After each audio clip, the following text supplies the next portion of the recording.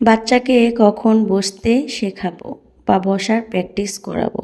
যখন আপনার বাচ্চা নিজে নিজে ঘাড় তুলতে পারবে অথবা নিজে নিজে উপর হতে পারবে, দেখবেন আপনি খেয়াল করলে যে আপনার বাচ্চা নিজে নিজে থেকে ঘাড়টাকে সোজা করছে বা এদিক এদিক ঘোরাচ্ছে, তখন আপনি বুঝতে পারবেন যে আপনার বাচ্চাকে এখন আপনি বসানোর প্র্যাকটিস করাতে পারবেন। সেটা অবশ্যই 4 মাস প্লাস হতে হবে।